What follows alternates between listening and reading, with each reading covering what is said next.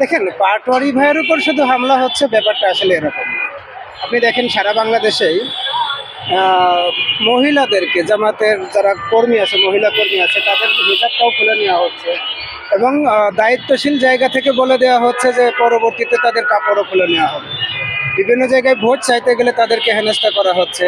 আরে শেরপুরে তো একজনকে, জামাতের একজন নেতাকে ইট দিয়ে থেতলে মেরে ফেলাও হয়েছে, তাই না? এই সব ঘটনাগুলোই একই সূত্রে বাঁধা। এই ঘটনাগুলো কেন ঘটতেছে? কারণ আপনারা যাদেরকে ভোটের জন্যে পুনর্বাসন করলেন, যে ফ্যাসিস্টদেরকে পুনর্বাসন করলেন, এরা আসলে ভোটটাই চাচ্ছে না। শেখ হাসিনা বেঁচে আছে তো, মরার সংবাদ তো আর আমরা পাই নাই। শেখ হাসিনা বেঁচে থাকবে, আওয়ামী লীগ ছাড়া বাংলাদেশে নির্বাচন হবে, আর শেখ হাসিনা বলে দিবে যে তোমরা অন্য মার্কায় ভোট দাও। এটা আপনারা আশা করেন কিভাবে? আপনারা এটা কিভাবে আশা করেন বলেন? বাংলাদেশের আগামী নির্বাচনে যেভাবেই নির্বাচনটা হয়ে যাক, যদি মানুষ সুষ্ঠুভাবে ভোট দিতে পারে, আমাদের বিজয়টা আসলে দুই দিক দিয়েই হবে। একটা হলো দেশের 4 কোটি যারা তরুণ আছে, এরা বুঝে ফেলছে যে হ্যাঁ ভোটে ভোট দিতে হবে। আর যারা একেবারে মুরব্বী টাইপের আছে, যারা ভয়ে দাড়িটাও রাখতে পারতো না, টুপিটাও পরতে পারতো না, জঙ্গি বলবে এই জন্যে, তারা শুধু বিসমিল্লাহ চলে যাবে এই ভয়ে, আর না ভোটে ভোট দিবে না। তারা শুধু এই ভয়টা পাচ্ছে যে আগামীতে হ্যাঁ ভোটে ভোট দিব, আর যাই হোক মরার আগে দাড়ি টুপিটা নিয়ে তো মরি। আমার কথাটা বুঝতে পেরেছেন?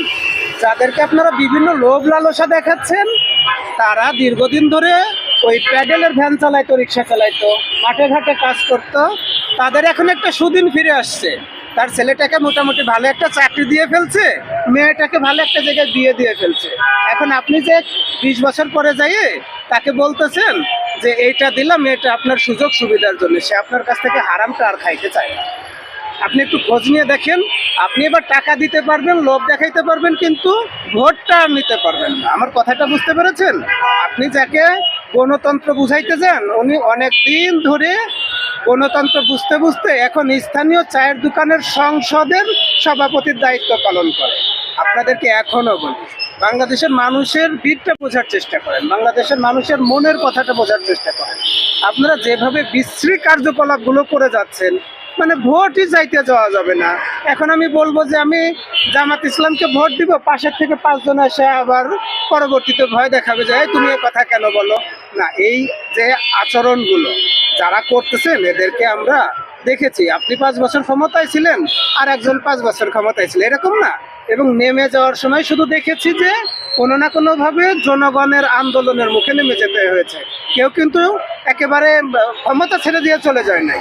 এখন যারা 10 বছর ক্ষমতায় থাকার লোভে না ভোটের প্রচারণাটা করেন, আপনি তো 5 মাস ক্ষমতায় থাকতে পারবেন না, লিখে না। আপনাদের সামনে বলে দিলাম, যদি হ্যাঁ ভোটটা জয়যুক্ত হয়ে যায়, 5 মাস ক্ষমতায় আপনি থাকতে পারবেন না। যদি জোর করার মতো কোনো রকম কোনো দুঃসাহস দেখান, পেশি শক্তি ক্ষয় করার মতো কোনো দুঃসাহস দেখান, যদি ফ্যাসিস্টের পুনর্বাসন করার, ভারতীয় আধিপত্যবাদকে আবার আনার কোনো দুঃসাহস দেখান, আপনি 5 মাসও টিকতে পারবেন না।